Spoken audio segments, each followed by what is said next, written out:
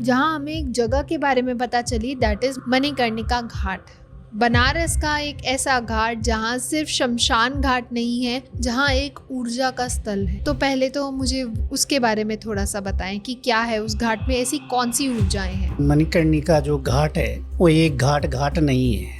इंसान को अपने जीवन की असलियत का पता चलता है, तो वहाँ के माहौल की जो छवि है वो इंसान को इंसान की पहचान बता देता है। सर कहते हैं वहाँ पे कभी चिताएं नहीं बुझती। उसको समझने के लिए आपका तप, आपका बल, आपका ज्ञान, आपका गुरु स्ट्रांग होना चाहिए। घर की साधनाओं में, जंगल की साधनाओं में, नदी किनारे की साधनाओं में जमीन आसमान का फर्क है कि साधना करने से पहले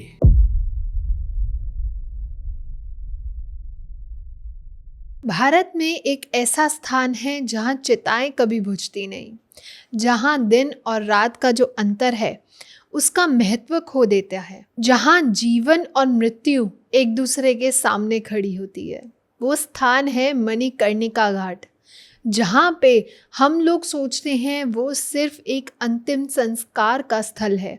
लेकिन अगर मैं बात करूँ तांत्रिक परंपराओं की और अघोर साधना की, तो जो मणिकर्णिका घाट है वो बहुत ज़्यादा शक्तिशाली प्रयोगशाला है, जहाँ पे अलग अलग शक्ति के स्तर मौजूद हैं। तो आज हम बात करेंगे शमशान साधना की और जानेंगे कि शमशान जागरण किसे कहते हैं, वास्तविक में शमशान जागरण क्या है, इसका वास्तविक अर्थ क्या है, और बहुत सारे ऐसे रहस्य हैं जहाँ पे हमें उनकी गहराइयों को समझने की ज़रूरत है। क्योंकि हम लोगों ने सोशल मीडिया, बॉलीवुड को सुन सुन के हमने शमशान को सिर्फ एक स्तर पर सीमित कर दिया है, जो है कि हमारी आत्मा का हमारे शरीर से अलग हो जाना, हमारे शरीर को विलीन कर देने का स्थल। लेकिन अगर मैं बात करूं ऊर्जा स्थलों की, क्यों ऐसा लगता है कि शमशान या कोई ऐसी जगह पे अगर हम जाते हैं तो उसकी ऊर्जा एक अलग अनुभव हमें देती है, उनकी ऊर्जाएं हमें एक अलग एहसास कराती हैं। और उन्हीं एहसास को आज हम और गहराई से समझने के लिए वापस से जुड़े हैं तंत्र गुरु अनिल कुमार जी के साथ। तो चलिए जाने कि ये शमशान साधना, शमशान जागरण क्या होता है, मणिकर्णिका घाट इतना महत्व क्यों रखता है तांत्रिक परंपराओं में। तो वेलकम सर, कैसे हैं आप? मैं ठीक हूँ जी, आप कैसे हैं? बिल्कुल बढ़िया सर। और आज हम एक बहुत इंटरेस्टिंग सा टॉपिक लेके आए हैं जिसमें हमने बहुत सारी चीज़ें नोटिस करी, बहुत लोगों के बारे में सुना, बहुत सोशल मीडिया एक्सप्लोर किया, जहां हमें एक जगह के बारे में पता चली, दैट इज़ मणिकर्णिका घाट। बनारस का एक ऐसा घाट जहां सिर्फ शमशान घाट नहीं है, जहां एक ऊर्जा का स्थल है। तो पहले तो मुझे उसके बारे में थोड़ा सा बताएं कि क्या है उस घाट में, ऐसी कौन सी ऊर्जाएं हैं। एक्चुअली मणिकर्णिका जो घाट है वो एक घाट नहीं है। अच्छा। वहाँ इंसान को अपने जीवन की असलियत का पता चलता है।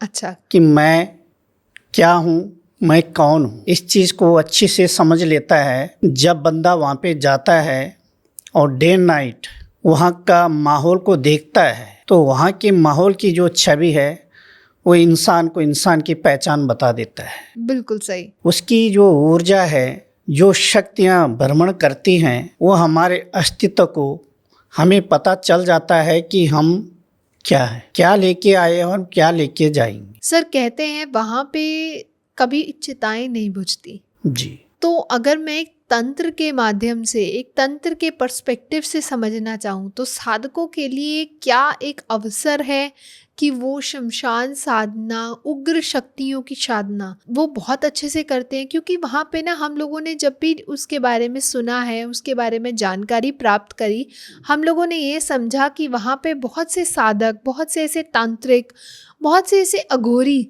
बहुत सालों से साधना करते आए हैं। तो सबसे पहले तो मैं ये कहना चाहूँगा कि मणिकर्णिका घाट एक साधक के लिए नहीं, वो प्रत्येक इंसान के लिए एक प्रेरणादायक है।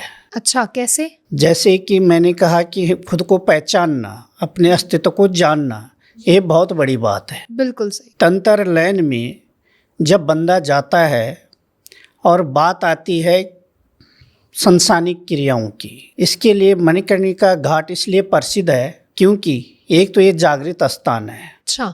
ये जो स्थान है ये शिव की नगरी में बसा हुआ स्थान है। ग्रंथों में भी है और लोग भी कहते हैं कि यहाँ स्वयं शिव मोक्ष देने आते हैं। जो लास्ट में वहाँ पे अस्थियाँ होती है तो शिव स्वयं उनको मोक्ष करवाते हैं। अच्छा। अब बात आती है तंत्र में। तो तंत्र के लिए जब हम साधनाएं सिद्धियों के लिए वहाँ बैठते हैं तो सबसे पहले वहाँ की ऊर्जा को, जो बहुत ही उग्र है, हर किसी की बस की बात नहीं होती उस ऊर्जा को समझना। जब तक उस ऊर्जा को समझने के लिए आपके पास पावर्स ना हो, आपके पास गुरु ना हो, तब तक आप उसको नहीं समझ सकते हैं। बिल्कुल सही। शक्तियाँ कभी भारी नहीं होती, शक्तियाँ कभी बुरी नहीं होती। लोग शक्तियों को समझते हैं, लेकिन शक्तियों को समझने से पहले हमें इस घाट पे पहले ऊर्जा को समझना बहुत ज़रूरी होता है। जिस स्थान में दिन रात हजारों की संख्या में चिताएं जल रही हैं, चारों तरफ तांत्रिक बैठे हुए हैं, अघोरी बैठे हुए हैं, ओमकार की ध्वनि गूंज रही है, मंत्रोच्चारण हो रहा है, वहाँ की ऊर्जा कैसे होगी? क्या ये एक नॉर्मल साधक उस ऊर्जा को समझ पाएगा? उसको समझने के लिए आपका तप, आपका बल, आपका ज्ञान, आपका गुरु स्ट्रॉन्ग होना चाहिए, तभी आप उन ऊर्जाओं को समझ सकते हैं। घर की साधनाओं में, जंगल की साधनाओं में, नदी किनारे की साधनाओं में ज़मीन आसमान का फर्क है। ये जागृत स्थान है, यहीं से जन्म होता है, यहीं से मरण होता है। बिल्कुल सही। ठीक है, यहाँ आपको अपने अस्तित्व का पता चल जाता है कि आप कौन हो, आप क्या करना चाह रहे हैं। सबसे पहले वहाँ जाके हमारा जो अहंकार होता है वो समाप्त होता है। अच्छा। जो अहम हमारे अंदर बैठा हुआ है कि मैं तो इतना बड़ा ज्ञानी हूँ, मैं इतना बड़ा तांत्रिक हूँ, या मैं तो इतना बड़ा बिजनेसमैन हूँ, ठीक है, मैं इतना बड़ा विद्वान हूँ, वो विद्वानता, वो महानता सब एक समान हो जाती है। सबसे पहले इस चीज़ का पता चलता है कि न तो मैं विद्वान हूँ, ना ही मैं बिजनेसमैन हूँ, ना ही मैं तांत्रिक हूँ। मैं जो हूँ, मैं ये राखी हूँ। जब जल की राख होती है तो मैं वही हूँ, क्योंकि सब कुछ तो यही है। तो वहाँ जो है असली ज्ञान ये प्राप्त होता है कि जो हमारा अस्तित्व है वो कुछ नहीं है, तेरा मेरा भेदभाव सब मिट जाता है। उसके बाद फिर हमें ऊर्जाओं का आभास होने लग जाता है कि रियली में यहाँ पे जो ऊर्जाएं हैं किस लेवल की हैं, हम इसको स्वीकार कर सकते हैं या नहीं कर सकते, सिद्ध कर सकते हैं या नहीं कर सकते हैं। तो जब हम इसको सिद्ध करने जाते हैं, बैठते हैं उसके लिए, तो हमें स्टार्ट से ही बंदे को डर का भवा बन जाता है। जो डर का माहौल है वो तो ऑटोमेटिक पहले ही बना होता है कि इधर से भी मंत्रों की गूंज आ रही है, इधर से मंत्रों की गूंज चल रही है, बीच में चिताएं जल रही है, कोई रो रहा है, कोई बिलक रहा है, नाना प्रकार की आवाज़ें गूंज रही है। तो डरावना माहौल तो पहले ही है। अब बंदा साधना के लिए बैठ रहा है, उसकी बैठक पूरी है नहीं, ठीक है, ध्यान केंद्रित करने की शक्ति पूरी नहीं है।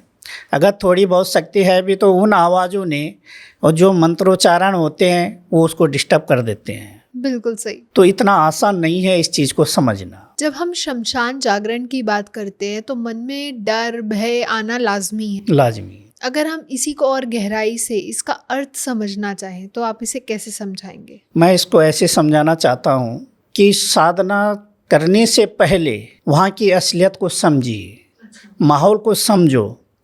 अगर वहाँ जाके आपने खुद को पहचान लिया तो जो आपका अहंकार है, आपका डर है, आपका भय है, आपका अहम है, वो जीरो पे आ जाएगा। जब वो जीरो पे आ जाएगा तो आपको अपनी असलियत का पता चलेगा। उसके बाद अगर आप ऊर्जा को रिजर्व अपने आप में करोगे, शक्ति की साधना करने बैठोगे, तो आपका भय ऑटोमेटिक निकल जाएगा, क्योंकि आपने सच्चाई को समझ लिया है। बिल्कुल। क्योंकि सत्य जब तक नहीं समझ लेते तब तक तो कहीं ना कहीं डर बना रहता है कि कहीं मैं मर जाऊं या मुझे कोई शक्ति मार न दे।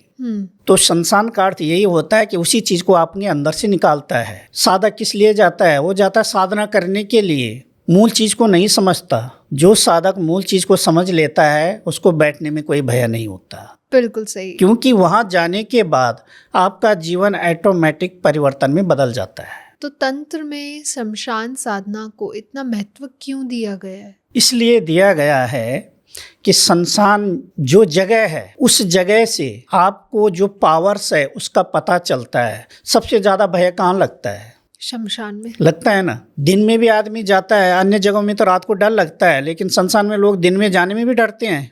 बिल्कुल सही। इसीलिए इसको सबसे ज़्यादा महत्व दिया गया है कि ये आपको समझाता है कि आप कौन हो, आप किस लिए इस दुनिया में आए हो। जो आज तेरा मेरा ये सब कुछ हम करते हैं ना, इधर से भी खींच रहे इधर से भी खींच रहे, हर चीज़ को प्राप्त कर रहे हैं, किसके लिए कर रहे हैं? शरीर क्या तो है नश्वर हमारा अस्तित्व है क्या? इसको जाके लास्ट में हमें वही होना है जो सबका हो रहा है। तो लोग इस भय में रहते हैं कि मैं यहाँ जाता हूँ, कहीं मेरे पे अटैक ना हो जाए, मेरे पीछे कोई भूत ना लग जाए, मेरे पीछे कोई पिशाच नहीं लग जाए।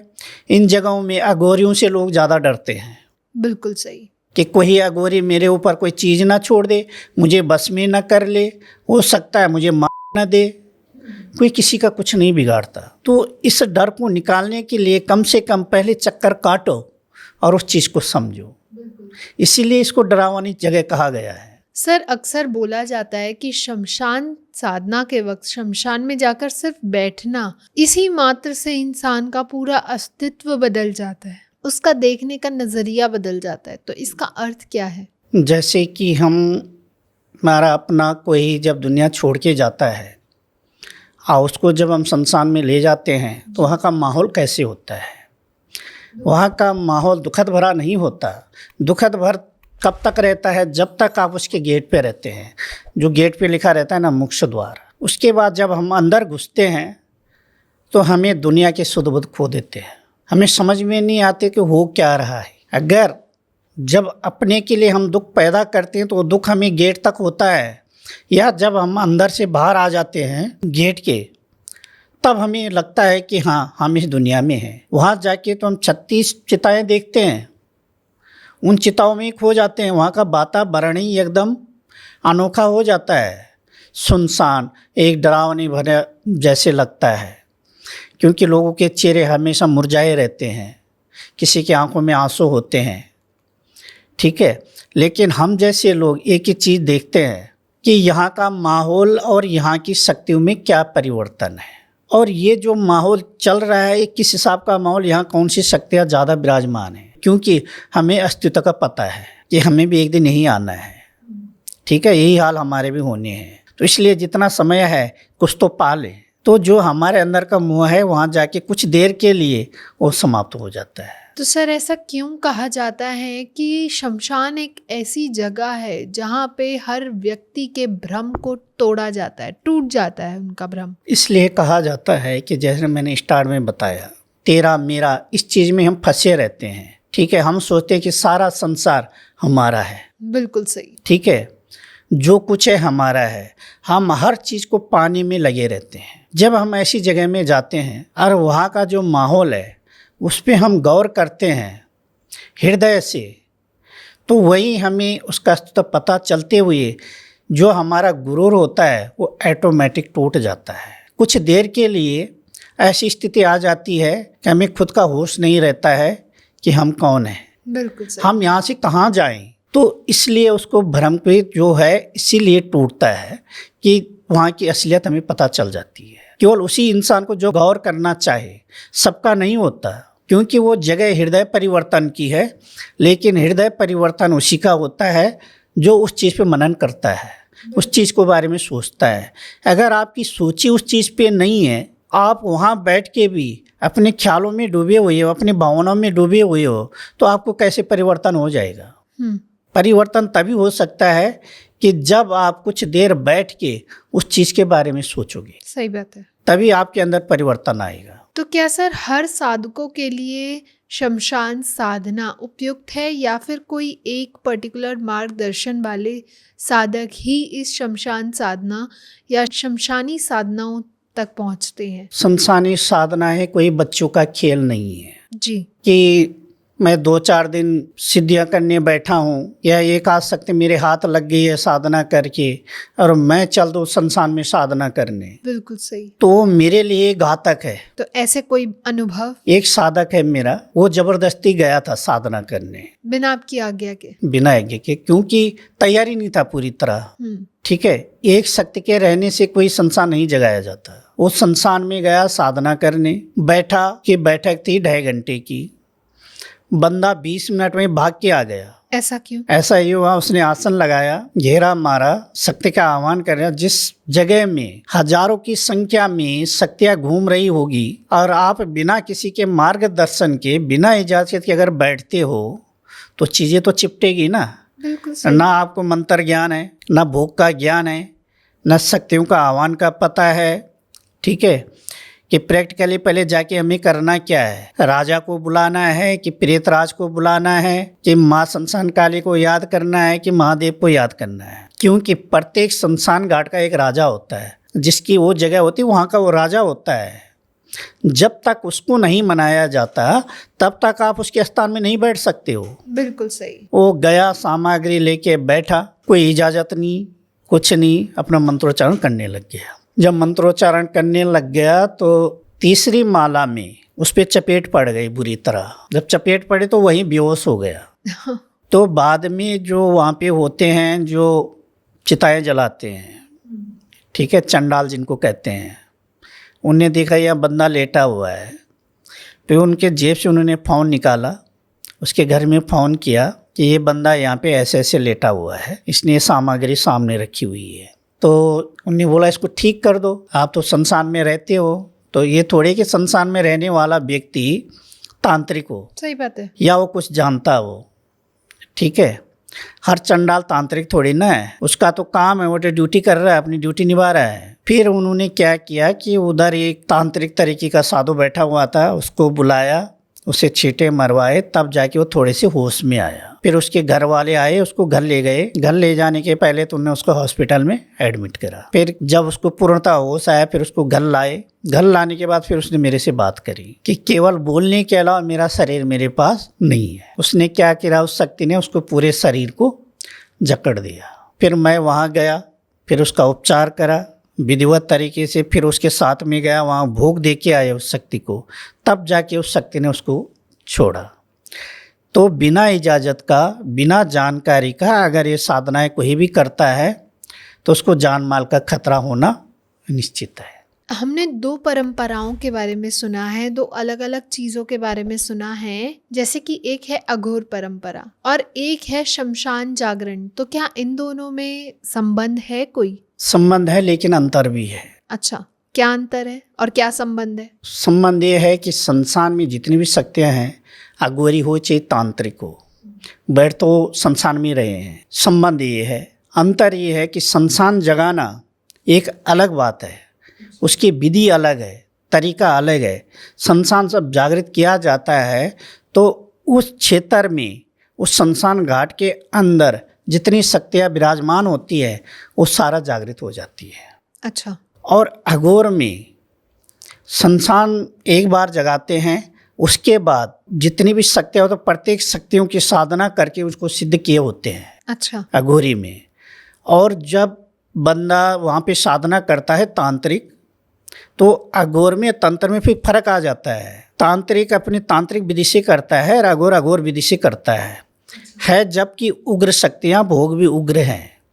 सेम शक्ति अगर अघोर ने की होगी, अघोर तंत्र ने की होगी, तो उसने उसको दूसरी विधि से, दूसरे मंत्र से किया होगा। और तंत्र में दूसरी विधि से और दूसरे मंत्र से किया जाता है। जैसे मेरे गुरुदेव हैं, मेरे गुरुदेव भी अघोरी हैं, अघोर पंथ में हैं। ठीक है, तो हम जब तक अपनी गुरुजी की इजाज़त नहीं ले लेते, हम संसार में घुसते नहीं हैं। अच्छा। वहाँ के लिए हमें अगर कोई साधना करनी है, कोई क्रिया करनी है, तो गुरु इजाज़त बहुत ज़रूरी है। बिना गुरु इजाज़त के किया हुआ कोई भी कार्य सफल नहीं होता, उसके नुकसान बहुत होते हैं। और अगर हम शमशान की बात करें तो शमशान में तो जीव हानि भी हो जाती है। मेरे पास कई कॉल्स भी आते हैं, कमेंट्स भी आते हैं कि आप गुरु की महिमा बहुत करते हो, बिना गुरु के भी तो काम चलता है। क्योंकि आजकल सोशल मीडिया, बॉलीवुड, उन लोगों ने हर एक चीज़ को ना बहुत इजी दिखा रखा है। तो मैं उनको एक चीज़ ही कहता हूँ कि आप करके देखो, फिर उसके बाद गुरु की महिमा क्या होती है वो आपको पता चल जाएगी। बिल्कुल सही। क्योंकि जब तक बंदा कूदता नहीं है तब तक खाई का पता नहीं चलता कि कितनी गहरी है। कूदने के बाद पता चलता है कि रिजल्ट क्या है। तो इसीलिए मैं हर वीडियो में एक ही चीज़ को महत्व देता हूँ कि हर चीज़ गुरु की निगरानी में होनी चाहिए। चलो मान लो आप और साधना बिना गुरु की कर लो, लेकिन बात जब संसान की आती है, आप एक बार नॉर्मली एक नींबू और लौंग चढ़ा के देखो, वही आपको पता चल जाएगा कि बिना गुरु का संसान छेड़ना कैसे होता है। बिल्कुल सही। तो ये अंतर होता है गुरु में और बिना गुरु में। सर, बहुत लोग मानते हैं कि जो शमशान है वो नकारात्मक ऊर्जा का स्रोत है, तो क्या सिर्फ इसे नकारात्मक ऊर्जा से जोड़ देना, क्या ये सही है? ये ज्ञान की कमी है। अच्छा। जब तक हम किसी चीज़ के बारे में अच्छे से नहीं जान लेते हैं, उसको नकारात्मकता कहना ये एक बहुत बड़ी गलती है। एक डर क्या नकारात्मक होता है? नहीं। एक डर आपको लाभ भी देता है क्योंकि वो आपको बचा रहा है, तो आपके लिए वो नकारात्मकता कहाँ से हो गई? बिल्कुल सही। तो सेम संसान का है। संसान को समझना पड़ता है वो डर किसका है, किस लिए है वो डर, उस डर को समझना पड़ेगा। वो डर नकारात्मकता नहीं है, वो आपको जीना सिखा रहा है, आपकी असलियत आपको दिखा रहा है कि आप कौन हो। समझ रहे हो? तो नकारात्मकता कैसे हो गई? बिल्कुल। ना ही वहाँ की ऊर्जा नकारात्मक है, वो समझने के ऊपर फेर है। सही बात है। अगर आपको अपनी असलियत समझनी है, ज़्यादा नहीं, 20 मिनट संसान में बैठ जाओ चतुर्जिदा के पास और सोचो, जो बंदा जल रहा है उसके बारे में सोचो, आपको अपनी असलियत सामने आ जाएगी। सही बात है कि हमने भी एक दिन वहीं जाके विलीन हो जाना है। इतना तो बंदा समझ ही जाता है। बिल्कुल सही। तो सर, सबसे पहले मैं ये जानना चाहूँगी आपसे कि क्या ऐसे अनुभव होते हैं जब कोई साधक शमशान साधना करता है या फिर मैं कहूँ शमशान जागरण करता है, तो क्या एक साधक को अनुभव हो सकते हैं? वहाँ पे जो अनुभव होते हैं, विभिन्न प्रकार की आवाज़ें, इतनी आवाज़ें आती हैं, कोई हंस रहा है, कोई रो रहा है, कोई चिल्ला रहा है, कोई दौड़ रहा है। अच्छा। कभी ऐसे लगता है कि आपको कोई उठा के पटक रहा है। मतलब इतने तगड़े अनुभव होते हैं, बंदा समझ नहीं पाता है कि अनुभव हो रहे हैं कि मेरे साथ में रियली ये घटना घट रही है। लेकिन जो गुरु का घेरा होता है, जो हमारे कवच होता है, उस कवच के अंदर कोई भी चीज़ प्रवेश नहीं करती। जो भी चीज़ें प्रवेश करती है वो आपके घेरे के बाहर ही करेगी। बिल्कुल। गलती से आपने उन आवाज़ों को सुन के, उस अनुभव को सुन के अपना घेरा लांग लिया तो आपका समापन होना 100% है। मेरा एक साधक था, वो साधना करने बैठा था, तो उसके साथ क्या हुआ कि उसको दिखाया कि उसकी माँ को घर से उठा के और उसके सामने चिता जल रही है, उसमें डाल दिया। तो छल भी करते हैं? छल होता है ये, ठीक है। अब उसको लगा कि मेरी माँ तो ख़त्म हो गई, मेरी माँ को तो यहाँ ले आए। जिसकी वो साधना कर रहा था उसने उसके साथ ऐसा छल किया, मतलब ऐसी माया फैलाई अपनी कि उसको लगा कि उसकी माँ एकदम चिता में समाप्त हो, इन्होंने जला दिया। फिर उसका एक छोटा भाई था 13 साल का।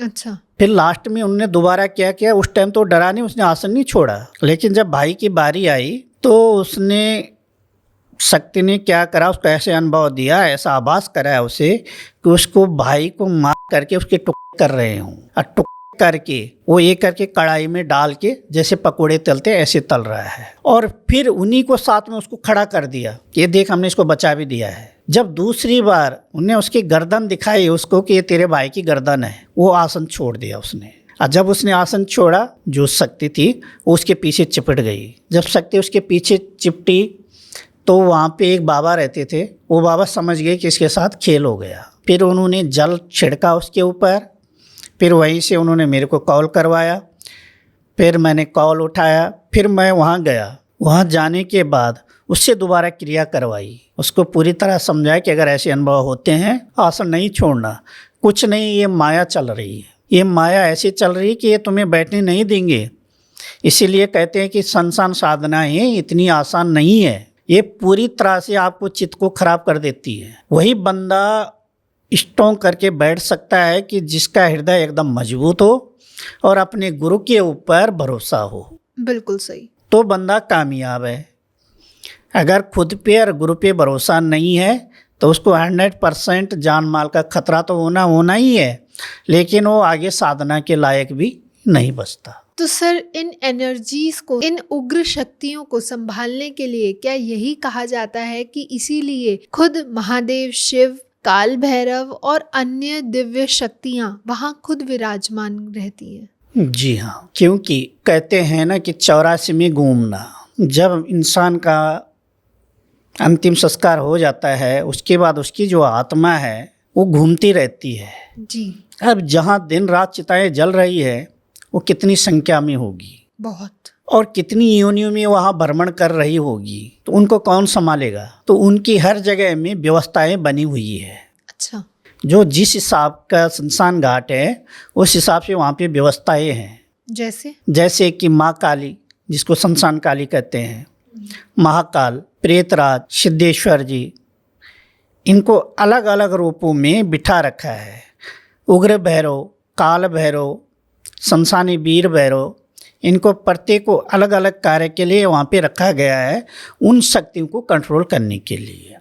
अगर ये वहाँ पे ना हो तो यहाँ की शक्तियाँ किसी इंसान को धैर्य से नहीं जीने देगी। अच्छा। क्योंकि उनका जब अस्तित्व समाप्त हो जाता है तो अपने भोग विलास के लिए, अपने पेट भरने के लिए किसी न किसी के पीछे तो जाएंगे। बिल्कुल सही। तो उनका धरतर जो है, उनका पेट भरने वाले यही इष्ट देवी होते हैं कि जो उनको कंट्रोल करते हैं, इसीलिए इनको उग्रदेव कहा जाता है। तो सर, जैसे हमने अभी बात करी थी स्टार्टिंग में भी मणिकर्णिका घाट की, तो क्या केवल साधना करना या फिर वहाँ पे सिर्फ दर्शन करने मात्र से ही एक अलग अनुभव किसी साधक को, किसी व्यक्ति को ये फील होता है? मैं कह तो रहा हूँ कि मान लो साधना तो बहुत बड़ी बात है, आप ज़्यादा नहीं 20-25 मिनट वहाँ पे बैठो, ठीक है, आपको खुद ही आभास हो जाएगा। बिल्कुल सही। आपको अपने अस्तित्व का पता चल जाएगा कि हम कहते हैं ना, मैं को ढूंढूं, मैं कौन हूँ, मैं को पहचानो, तो असली पहचान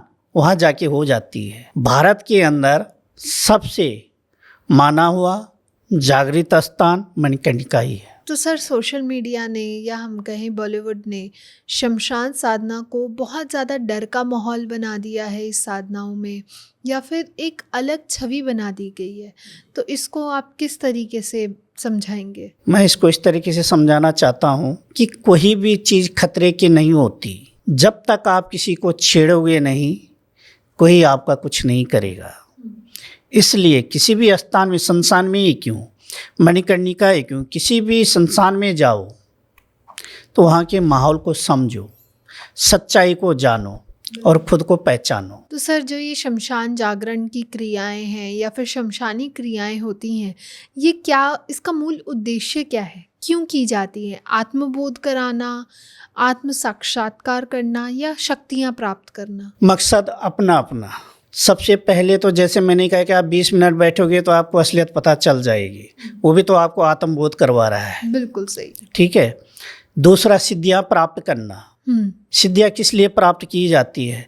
खुद को समझने के लिए, अपने अस्तित्व को समझने के लिए, क्योंकि रियली में हम केवल समझ रहे, आभास कर रहे हैं, लेकिन हम शक्तियाँ अगर प्राप्त करते हैं तो हमें हमारे जीवन का पूरा अस्तित्व समझा देती है। तो सर, अंत में मैं आपसे यही जानना चाहूँगी कि अगर कोई साधक या कोई व्यक्ति इस विषय को और गहराई से समझना चाहे तो उसको कहाँ से शुरुआत करनी चाहिए? उसको शुरुआत यहाँ से करना चाहिए, वो खुद को समझने की कोशिश करे और तंत्र में बढ़ने से पहले अपने अच्छे गुरु का मार्गदर्शन करे, ताकि वो अपने अस्तित्व को समझ सके। Thank you so much sir, बहुत मज़ा आया आज आपसे बात करके, एंड आई होप हम दोबारा मिलेंगे। बहुत से ऐसे रहस्य हैं, बहुत से ऐसी तंत्र की गाथाएं हैं, तंत्र के प्रचलित कथन हैं जिनके बारे में हम और गहराई में उसके विवरण आपसे जानेंगे। तो अगर आप लोगों को भी पसंद आया हो तो लाइक, कमेंट, शेयर करना ना भूलें। चैनल को ज़रूर सब्सक्राइब करें ताकि ऐसे ही और इन्फॉर्मेटिव वीडियोस हम आप लोगों के लिए टाइम टू टाइम लेके आ पाएँ। साथ में ही अगर अभी भी आपके कोई प्रश्न है या आप कोई सुझाव देना चाहते हैं तो नीचे कमेंट सेक्शन में आप हमें बता सकते हैं, ताकि आगे आने वाली इन सीरीज़ में हम उन्हें ज़रूर कंसीडर कर पाएँ। तब तक के लिए स्टे हैप्पी, स्टे सेफ। धन्यवाद।